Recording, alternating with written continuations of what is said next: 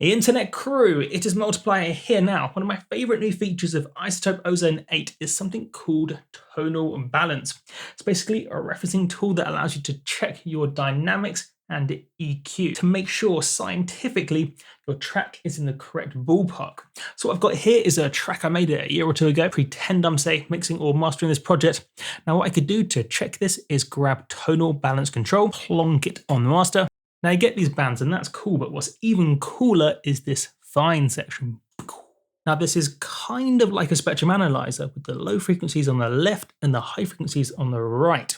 And what you want is, ideally at least, your track to be somewhere in this blue band, somewhere within this blue band, this acceptable range for the genre you're making. Now this default bass heavy target's generally pretty good, at least for all normal forms of electronic dance music. But you can take it one step further if maybe you want your own reference. This is super cool, so check this out now. What I could do is compare my track to all of Knife Party's tracks. To do this, I go to this guy here, do a click, create custom target curve from folder of audio files, do a click, navigate to a folder full of Knife Party tracks, do a click, open, give it a second, see the little spinny wheel, it's doing some thinking, doing analyzation, etc. Just doing things, computer things. Oh, and there's a dynamics bit, which I'll show you after this. Very cool. Marvelous, look at that. So now this is the acceptable band. So now I have this new target based off all of Knife Party's tracks. I could maybe give it a save custom balance. I clicked it really fast, too fast for a read. Knife Party. And now I can see how my track stacks up against all of Knife Party's.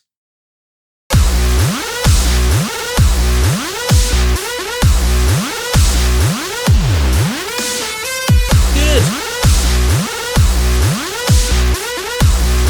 Perfecto. Look at that. Absolutely brilliant. I'm a genius. I'm clearly a genius. Oh, and there is this dynamics bit too. So you see this little slider up here, this crest factor. So it goes from the one side, this side, which is too dynamic, to the right-hand side, this side, which is too compressed. Oh, I should explain. Dynamics is loosely a measure between the peak level, so the highest peak of the waveform, and the average level, say approximately RMS. So a track that is very dynamic has a big difference between the average level and the peak level, but a track with a very small dynamic has a small difference between this average level and the peak level. If the dynamic is too small, it's too compressed. If the dynamic is too big, it's not compressed enough.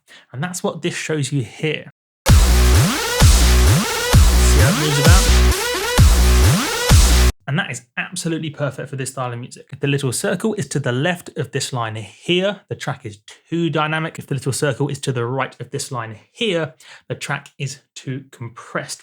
So providing the circles in this zone, we are good. And if you want your track to sound as thick as possible, at least in terms of dynamics, then you pretty much want it exactly where I have it here, on the compressed side of good. And there you go, tonal balance. It's absolutely bananas. It's so bananas it's pineapples. I am absolutely in love, and there will be more videos to come. This is just the first of my explorations into Ozone 8, which has become my new best friend. Those familiar with me know how much I'm a huge fan. I basically live by referencing tools, using science, taking the guesswork out of things, and this is quite simply the best.